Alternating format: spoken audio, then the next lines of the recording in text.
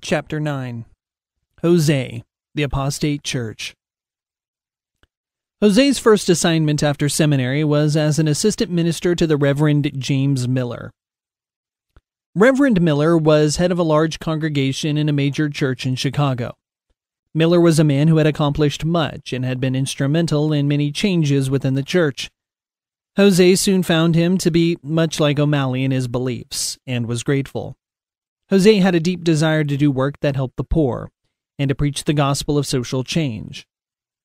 His new mentor, along with O'Malley and others, had been leading the church doctrine toward a more progressive line of reasoning, by instituting many new teachings that emphasized the natural man and his innate goodness and divinity. A large portion of the church was under their influence and power. Even the old songs and the new hymnals had been changed as this progressive reasoning in the church strove to preach their gospel of socialism and human rights. All references to the blood of Christ, or the resurrection, were removed, and even the references to God as He were changed to she to emphasize the church's new, more broad-minded doctrines. The new church spoke only of God's love, as He was relegated to the status of some old harmless and useless grandfather or grandmother, no longer really relevant to modern society. God was equivalent to Santa Claus in the new church teachings. Old teachings of hellfire and judgment were not only frowned upon, they were eliminated completely from all preaching and teaching materials. Even their Bible was rewritten to eliminate these troubling themes. Sin was excused and even accepted. No longer was sin the scourge of humanity, but rather, now sin was seen as positive, enlightened, and proof of human divinity. In the church's new teachings, what had been considered sins were now rationalized as part of the human experience, and not something evil. Many things that were considered sins under the old church doctrine were now seen in a more positive light and readily explained away. Sins which could not easily be rationalized away were redefined under the progressive ideology that made the unfortunate actions explainable, as environmental or social inequalities, which can often be excused as not the perpetrator's fault. Making mistakes was human, and in a sense a divine attribute according to the new teachings of the church. Jesus was taught to have been a good man whose real ministry was the desire to effect social change that mirrored progressive beliefs in the holiness of socialism and its superior philosophies for humanity. In fact, socialism was the basis of their new religion, and God was hardly needed at all. This new philosophy was called liberation theology, and Jose quickly became a proponent as he saw these changes as good for the church and a better way to meet the people's needs, thus releasing them from the old standards that he saw as both religious and political oppression. He was a firm believer that the old scripture was outdated because man's intellectual capacity had grown beyond the teaching in that old book. Like his mentors, he believed that most of the Bible stories were fables intended to entertain the feeble minds of the masses. This new religion opened their minds to modern religious thoughts and ideas that he and the church leadership believed would enlighten and propel them into the 21st century. It taught of man's own godhood inside of each person, that man himself was in fact a god. These new teachings updated an obviously outdated religion, liberating men and women to new life, new heights of human existence. Jose was proud to be a part of this new religion and its more tolerant changes. Change, after all, is good. Mother Earth and environmental concerns had replaced no longer useful Christian dogma of the old church. The environmental movement that had become so influential in society incorporated both socialist philosophies and a religious fervor that generated tremendous support from academia and the wealthy elite. Mother Earth worship was much more profitable to their efforts. Therefore, God gave them over in the sinful desires of their hearts to sexual impurity for the degrading of their bodies with one another. They exchanged the truth of God for a lie and worshipped and served created things rather than the Creator. Romans 1:24 and 25. Reverend Miller was a church leader in formulating this new belief system, insisting that man had achieved an intellectual height that made believing in some supernatural supreme being unnecessary. This new religion was spreading quickly, and Reverend Miller boldly predicted that Christianity in its old form would soon be forgotten history. Jose bought into this new teaching with full vigor, as he was lured into its powerful web by his desires for recognition, money, and power. Soon he was used willingly by the church to promote its new agendas, using his gifted oratorical skills to convince the masses of the church's social and environment-friendly doctrines. For certain men, whose condemnation was written about long ago, have secretly slipped in among you.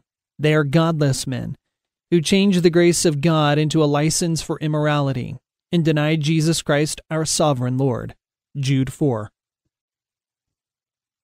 In this New Age religion, homosexuality was no longer seen as a sin, and it was relegated to an equal status with being heterosexual, as the church began the practice of marrying gay couples and ordaining gay clergy.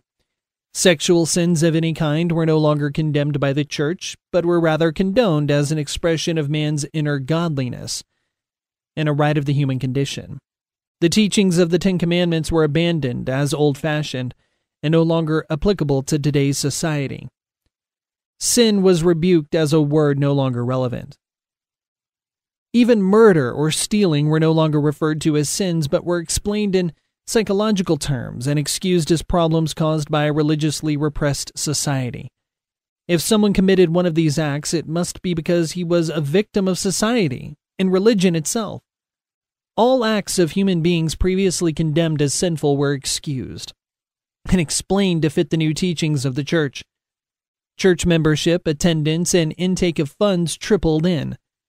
But a few years as people flocked to see these new philosophies that made the church a place where human indulgences, immoral actions, and carnal pleasures were not only allowed, but even encouraged. Many will follow there, the false teachers, shameful ways, and will bring the way of truth into disrepute. In their greed, these teachers will exploit you with stories they have made up. 2 Peter 2, 2 and 3. Sarah, sin's deceitfulness.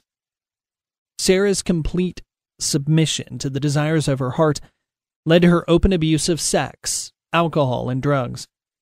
Though she tried to forget her battles against her parents' lifestyle, in this sewer of sin and debauchery, her life had become almost unbearable.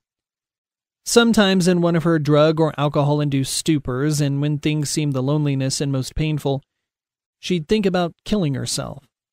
The aching in her heart and emptiness inside of Sarah grew as her life continued spiraling out of control. The heart is deceitful above all things and beyond cure. Who can understand it? Jeremiah 17:9. She'd lost her dignity as she sold herself to anyone with the drugs or liquor to get her the fix she craved. The promised excitement that she thought she would find in her dream lifestyle, a lifestyle sold to her through depravity, using sin-filled music with cunning stories of the wicked pleasures of sexual immorality, drugs, and alcohol, which had become instead a succession of filthy hovels and sleeping on cold concrete floors. To feed her addictive habits, her life had become a succession of degrading behavior with disgustingly dirty and smelly men, too numerous to remember. Men who used and abused her because she was helpless and because they could. Her life became an ever-growing quagmire of too many trips to the free clinic for medications to fight the diseases and problems associated with her filthy and unhealthy lifestyle.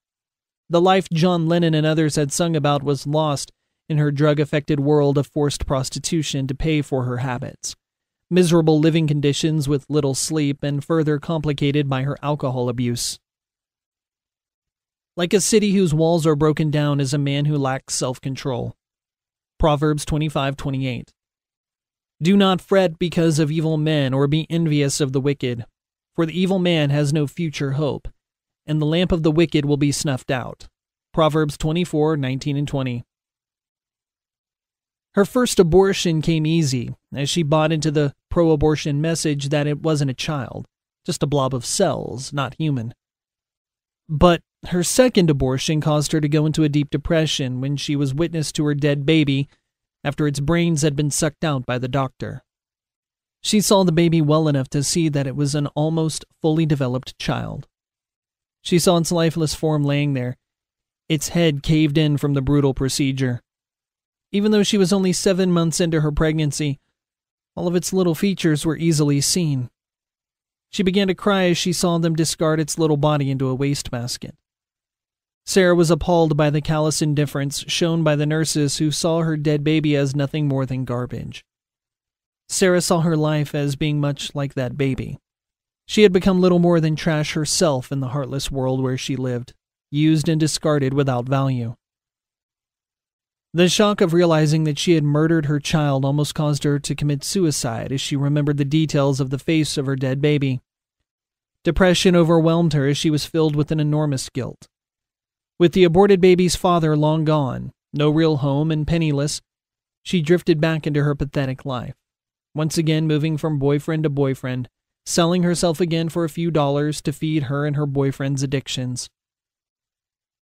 When she was confronted by one of the many preachers found on the San Francisco streets, or someone who tried to tell her about Jesus, she'd remember her early years and some of the things that her parents had tried to teach her, and she'd feel a tug in her heart, almost a longing for the peace they spoke of and said Jesus offered.